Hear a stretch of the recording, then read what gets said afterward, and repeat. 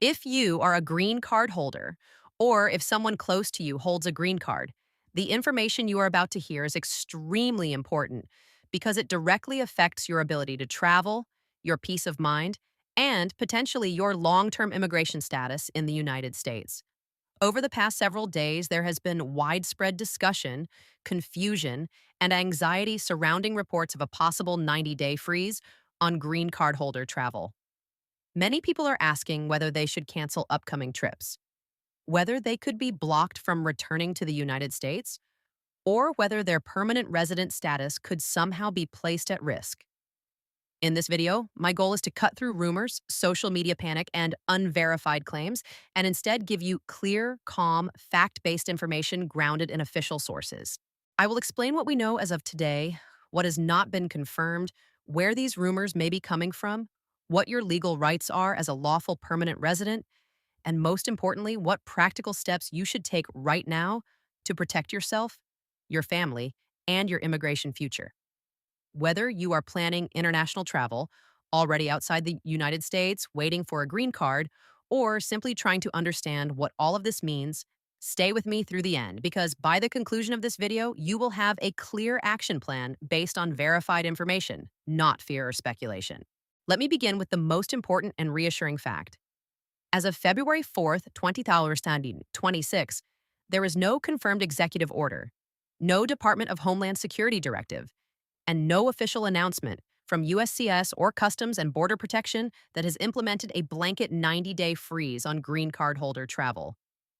I have carefully reviewed official statements from the White House, DHS press releases, USCIS policy updates, and CBP guidance, and there is currently no policy in effect that broadly prevents lawful permanent residents from traveling or returning to the United States for a 90-day period.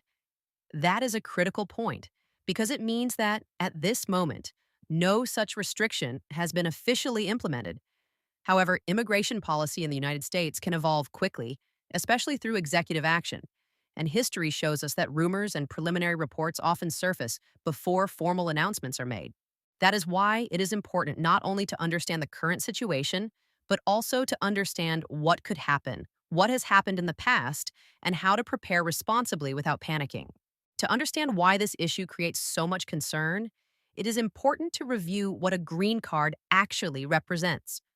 When you become a lawful permanent resident of the United States, you are granted the legal right to live and work permanently in this country, and you are also granted the right to travel internationally and return to the United States. Your green card is proof of that status. Under normal circumstances, green card holders are free to travel abroad and re enter the United States, provided that their travel does not suggest abandonment of permanent residence. Generally, trips lasting less than 6 months are presumed not to affect your status. Trips lasting between 6 months and 1 year may result in questioning at the port of entry, but they do not automatically result in loss of status. Trips longer than 1 year without a re entry permit can put you at serious risk of being considered to have abandoned your residence. These rules are not new, and they are clearly outlined in the Immigration and Nationality Act and implemented by USCIS and CBP regulations. They form the baseline framework for green card travel and have been in place for many years. A common question that comes up is whether the executive branch has the authority to restrict green card holder travel. The answer is yes, under certain legal frameworks and circumstances. The president has broad authority over immigration and national security matters, particularly under Section 212F of the Immigration and Nationality Act, which allows the president to suspend the entry of certain classes of non citizens if their entry is deemed detrimental to the interests of the United States.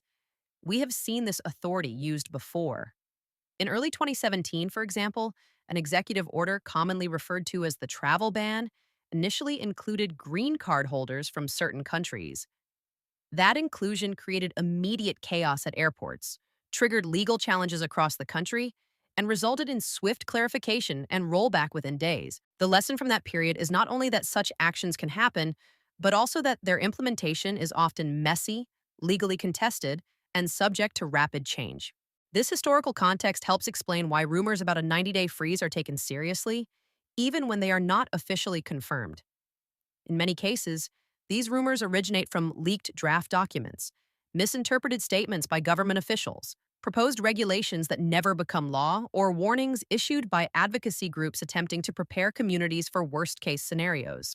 As of the date of this recording, there has been no corroboration from major news organizations such as Reuters, the Associated Press, the New York Times, the Wall Street Journal, or the BBC that a 90-day green card travel freeze has been announced or implemented. If such a policy were real and active, it would be widely reported and clearly posted on official DHS and USCIS websites. The absence of such reporting does not mean that policy changes are impossible, but it does mean that decisions should not be made based solely on rumors. So, what should you do right now if you are concerned?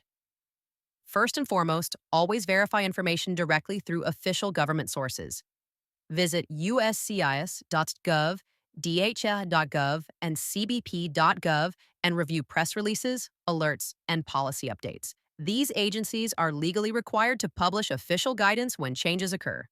If a travel restriction exists, it will be documented there.